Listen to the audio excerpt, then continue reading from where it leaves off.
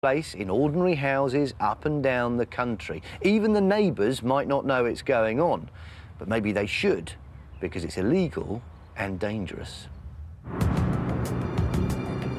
It's just before dawn somewhere in the north of England. Outside a police station sits Danny Lee Frost, head of operations for the Medical Healthcare Regulatory Agency. His team's about to raid the house of a man suspected of selling fake health products. We've got intelligence that leads us to somebody who is selling via eBay. The intention would be to have him arrested. Then there'll be a search of his premises looking for more product. Police accompany Danny and his team on every raid due to the dangers involved. Although we do have a warrant issued by a magistrate, which does permit forced entry if necessary, if there's any type of resistance or any breach of the peace, that's why the police would be there to prevent that. The signal's given and the operation swings into action. As soon as the team arrives, they make quickly for the suspect's door.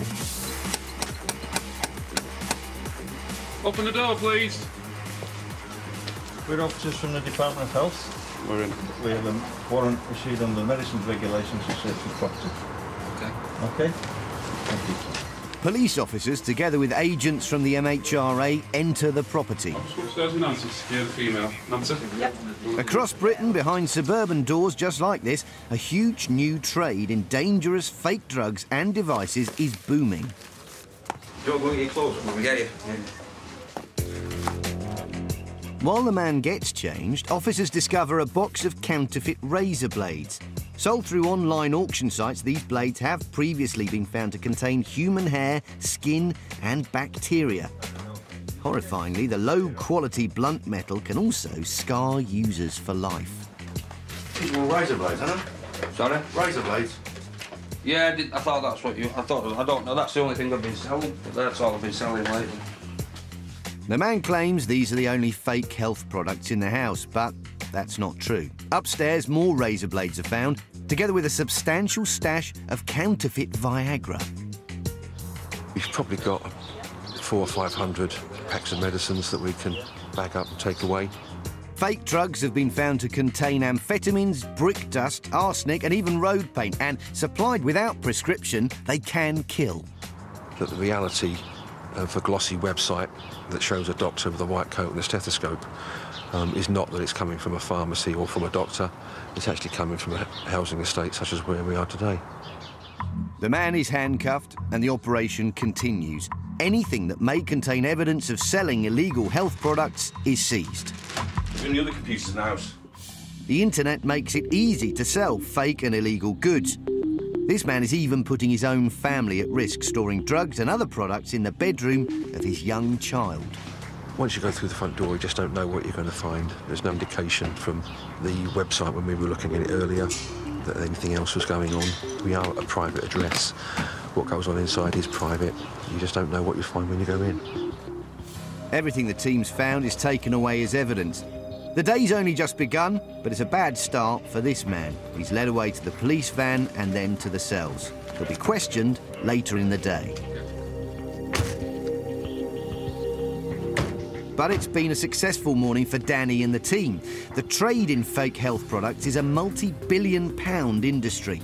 The MHRA's mission is to remove these items from the streets of Britain. We'll be taking this back to London and we'll be sending a sample off to the laboratory. Illegally selling prescription drugs can be more profitable than dealing heroin. So for criminals across Britain, there's a huge incentive to get a piece of the action.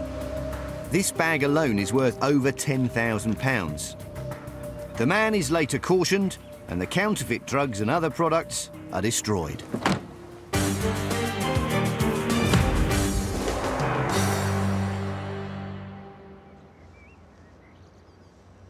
I suppose we all like to look in the mirror and see a Hollywood grin gleaming straight back at us. But the reality is that getting your teeth whitened professionally can cost a small fortune. That's where home teeth whitening kits can come in. But unfortunately, they leave you open to the fakers. And the smile they leave you with might not last that long.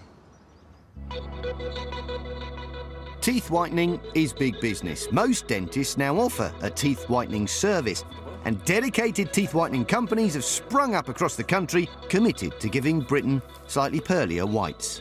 First patients' teeth are examined, then a mould taken. Specially fitted mouth guards are then created. Into these moulds, the dentist puts a gel containing hydrogen peroxide, a chemical that works to whiten the teeth. After a series of treatments, patients can have dramatically whiter teeth. However, alongside the growth in professional services, sites have appeared online offering cheap, do-it-yourself bleaching kits. Whilst treatments run by qualified dentists can cost £500, website Smile Brighter Marketing offered kits from as little as £5.99, but claimed to give you the perfect smile. Essex Training Standards Officer Sarah Eichelbosch decided to investigate and made a test purchase. The kit consisted of syringes containing bleaching chemicals and a mouthguard. Users could self-administer at home. It seemed simple. You fill the tray up with the product and then put it into your mouth and bite down on it, and over a period of time the chemicals that were in the product would work to actively whiten your teeth. It also seemed safe. The teeth whitening kits claimed to abide by international law. Both the website and the product itself were marked with the claim that the product had been EU approved, so it was all over the website. So he was creating the impression that the product was somehow safe and legal. But teeth whitening products are governed by strict safety guidelines under cosmetic regulations. Sarah wanted to make sure the claims on the product were real and that it fell within legal limits. So samples were sent to Kent Scientific Services. Now, EU law dictates that only 0.1% of the chemical hydrogen peroxide is allowed in DIY teeth whitening products. Paulette Smith carried out an experiment to test the level of the chemical in the kits. She adds various other chemicals to change the gel into a form that she can then analyse. The amount of this liquid it takes to turn this solution colourless will then tell us how much hydrogen peroxide was in the original teeth whitening gel.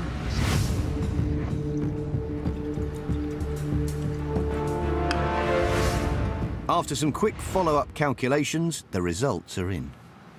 From the analysis we've just carried out, we've calculated that there is 10.3% hydrogen peroxide in the tooth whitening gel. And that's a whopping 103 times the legal limit. It means the product's claims about being EU tested must be fake. Remember, under EU law, it can only be 0.1%. To find a level of hydrogen peroxide in something that you put in your mouth that was so far over the legal limit is quite shocking. It also means the product is dangerous. Using this type of tooth whitening product can lead to sensitivity of the teeth and gums, damage to the tooth enamel, and even burns in the mouth. So what does the industry make of this product? Dr. Wyman Chan is teeth whitener to the stars. I'm shocked such a high concentration can be sold over the internet in the UK. Hydrogen peroxide is a toxic chemical if it's not used properly or formulated properly. That means it can cause damage to your soft tissues and also can cause damage to the enamel. Back at Essex Trading Standards, Sarah Eichelbosch was astounded by the test results for Smile Brighter Marketing's products. I was really shocked to receive the results and really, in my mind, confirmed the fact that this was an important product safety issue and that we really did need to address it. Sarah mobilised her team and raided the registered address of the business. The man behind it was Mr. Barrington Armstrong Thorpe. He directed us to a shed in the rear garden, and it was quite a large shed, absolutely full of product. Piles of syringes containing the product and boxes plastered with the fake safety claims were found and confiscated. Thorpe was cautioned, but within weeks, he was back at it. Because we'd done the first test purchase, we were on his email list. So he then emailed out to everybody saying, I've had to change my website. Now trading as Brighter Smile, Armstrong Thorpe was still making fake claims that the product was EU approved. The syringes, now marked with Brighter Smile, were tested again, and again they failed. Sarah raided Armstrong Thorpe for a second time. There were syringes strewn across the coffee table, jiffy bags in a box waiting to be stuffed. There were postage labels. There were extracts from orders that were on the table. One of the bedrooms was being used as a study. The study was absolutely chock-a-block with syringes. Armstrong Thorpe claimed the products all belonged to a friend of his and he was just storing them as a favour. Unfortunately for him, it was an obvious clue that this just wasn't true. The telephone number that was marked on the syringes was a mobile telephone number, and when we came into his property that morning, we'd rung that number and we'd asked him where his phone was, and he'd pointed to the telephone that was ringing. In reality, the faker had reinvested heavily in the dangerous product. During the raid on his property for a second time, we seized over 3,700 syringes with a retail value of over £21,000. Amazingly, within days, Armstrong Thorpe had put up a third website, Smile Brighter Now. Another raid followed. Over 3 operations, Sarah seized colossal quantities of the dangerous teeth bleacher from the Essex fraudster. This is just a small selection of product from the large quantity that we seized across the 3 warrants that we undertook at Mr Thorpe's properties. We've got a box of syringes here, but this is just one of 5 that we actually seized on the day. No longer smiling brightly, Armstrong Thorpe was jailed at Chelmsford Crown Court for 16 months for selling products with fake safety claims and for repeatedly breaching the Cosmetic Product Regulations Act 2008. After a 3-year investigation, Sarah Eichelbosch was delighted with the result. He said during the interview that he thought that trading standards were toothless tigers and that if he ignored us, we would simply go away. But he realised now that that was not the case.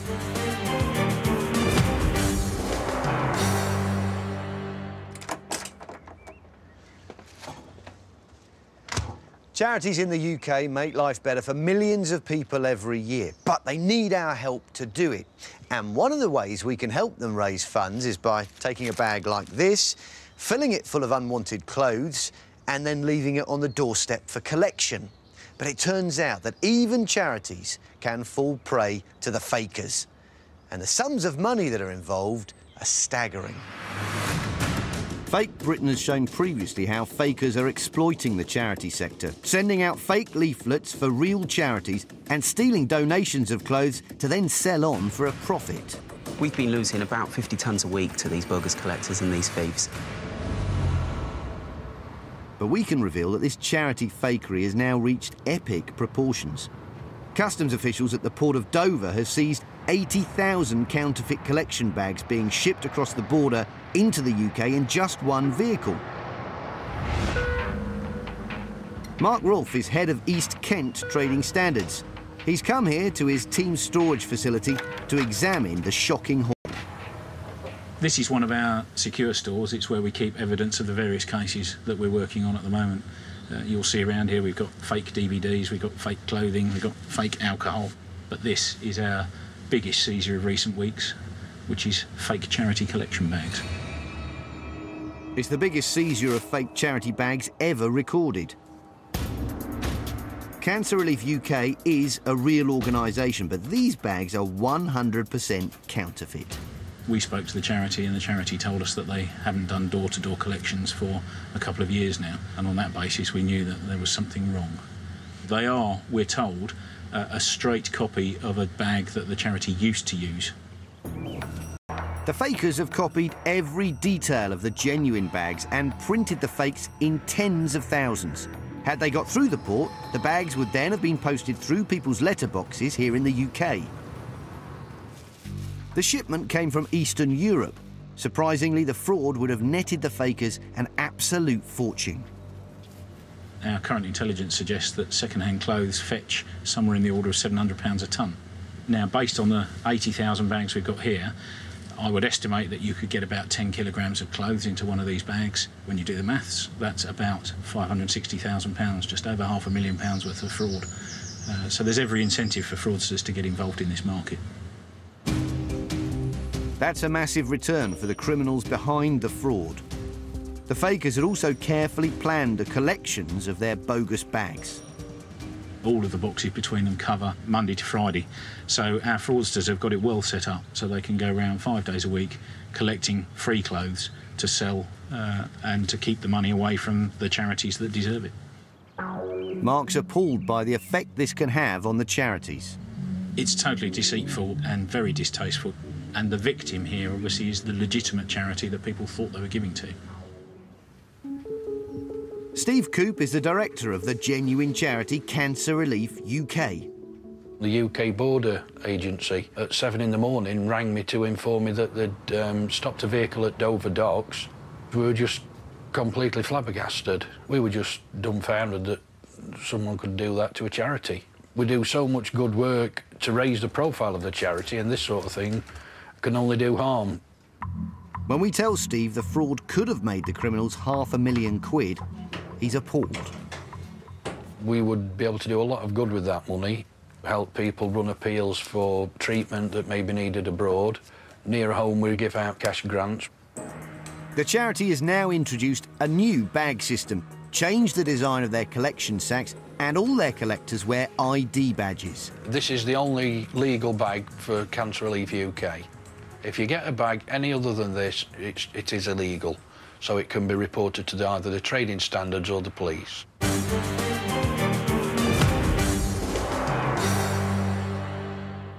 Second World War memorabilia can be tremendously collectible and highly valuable, particularly if it involves major battles and the heroes that fought in them. Take this. This is a Distinguished Flying Cross, or DFC, and look, it's from the Battle of Britain.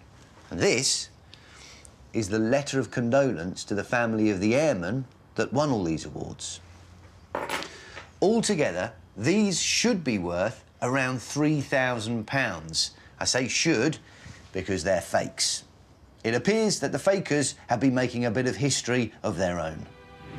There is a fascination with the battles fought in the skies during World War II. They were key to the Allies' success and a source of national pride. But sickeningly, the market for artefacts has become a target for fakers. Graham Adlam is a collector and dealer of Second World War memorabilia, and he specialises in aircraft. He collects everything from fuel gauges to replica planes. Owning a piece that was around at the time sort of takes you back in history. It gives you something palpable that you can own and that you can look at.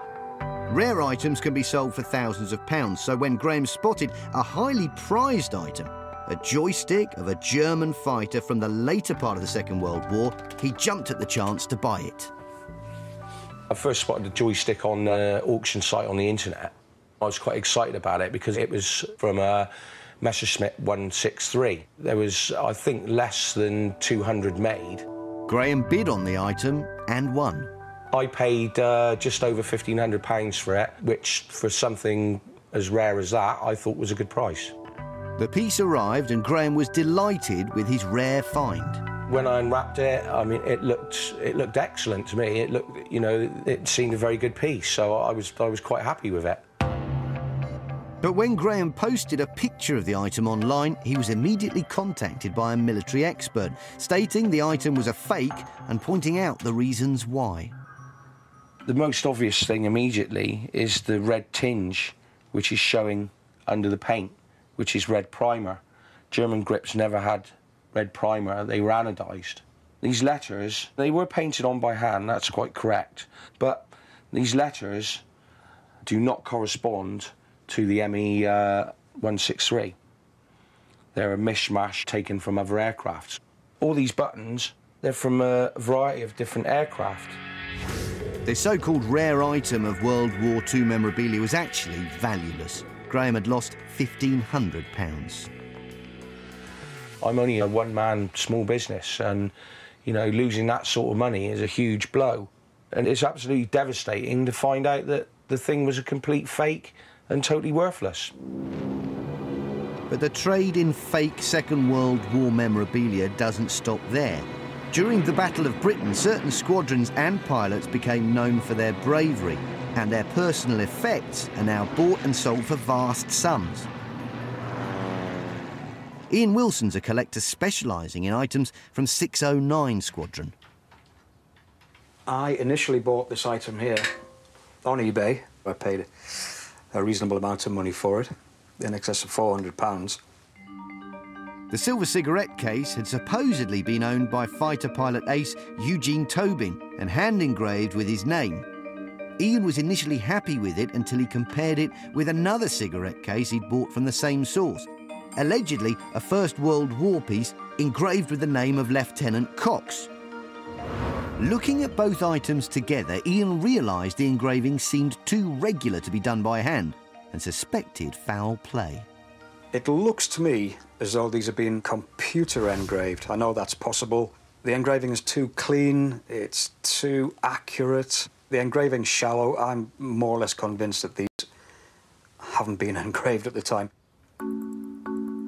Ian thinks the pieces are from the period, but the names of pilots Tobin and Cox have been engraved more recently by fakers, thereby transforming the cases into valuable artefacts. It's a common trick fraudsters are known to employ to increase the value of the item. Really, when it comes to any item of militaria, if you put a name on an item, it automatically boosts the value of it. I mean, this is a Battle of Britain period flying helmet.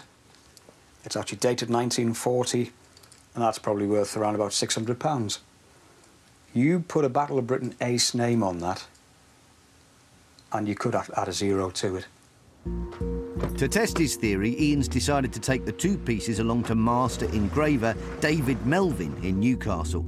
He'll be looking to see whether the two items are engraved by hand or by machine. This is an example of machine engraving, which has been done on a computer, a very modern computer. The height of the letters is very regular, the spacing is very regular. This piece is a hand-engraved brass plate. It has a brightness of cut. Ian arrives, and it's time to examine the suspect pieces. Can I simply ask your thoughts on that? That looks like a straightforward machine engraved, could be computer. Really? Yeah. Fairly modern, typical of today's kind of work. Is it? Right. So certainly not hand engraved. Not hand engraved? Definitely Not 1940? No, definitely not. OK. It's too regular, it's very shallow, it's extremely even. You can tell by this pattern around. The cigarette case itself is genuine. Just this bit in here isn't the engraving. Next, Ian shows David the item supposedly from the First World War. I would say that there's definitely modern. There's no way that that could be 1916, simply by the type of cut. Again, it's not hand engraved. David doesn't think the piece is even from the period. I've just spotted a maker's mark, which is typical of they were making right up until certainly the 60s, and it's called Harman Brothers. Right. It's got Har-Bro on there, so I think even the piece is outside 1916. It's official. Both items of war memorabilia are fakes. The engraved names have been added later to boost their value and pass them off as rare artefacts from the world wars. In reality, the pieces are worth just a few pounds. Obviously disappointed, but not surprised. I think David's basically confirmed my thoughts and just added a lot more meat to the bone.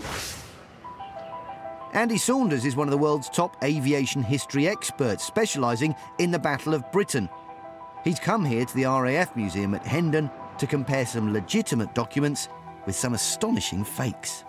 This is a logbook that every pilot in the RAF has to fill in for every flight that he carries out. And they're very collectible and desirable items, particularly for pilots who flew in the Battle of Britain.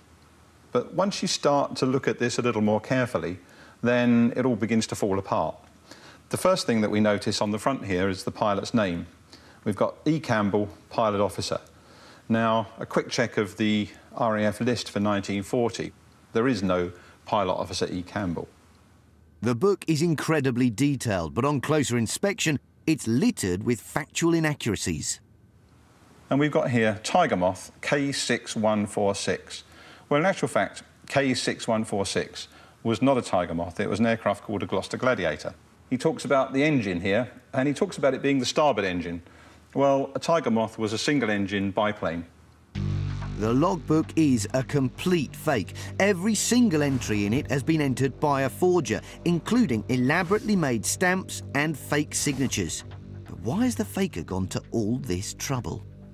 So now we've got him joining 601 Squadron in June 1940. Now, 601 Squadron was an extremely famous squadron during the Battle of Britain. And this logbook was sold on the basis that the pilot's name doesn't appear on the roll of Battle of Britain pilots. He's clearly been missed off. Here is an unknown pilot from the Battle of Britain. The forgers created what looks like the logbook of a lost fighter race from one of the most famous battles of all time. None of these patrols and battles that he talks about actually took place. So complete and utter fantasy. If this book was real, it would be worth a fortune, and that's why the forger's gone to such lengths to create it. If this pilot was an unknown pilot from the Battle of Britain, someone who'd been left off the Battle of Britain monument, then yes, this would be an exceptionally valuable document, both historically and financially. The unfortunate person who bought this at a military affair thought they'd stumbled on the Holy Grail, that the history books were going to be rewritten, a new pilot would be added to the list of known Battle of Britain pilots. But in actual fact, it's a fake. What can you say? These things are out there, you know. I consider myself to be an intelligent collector and trader, but I was done by them.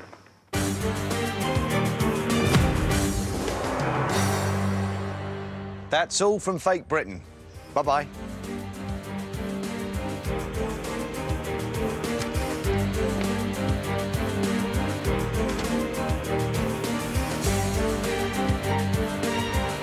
He won't let Sam back into his life. Dexter gives his mum an ultimatum. EastEnders follows next. 5 years ago, Donald Trump promised to bring thousands of jobs to Scotland. So what happened? Panorama follows at 8:30.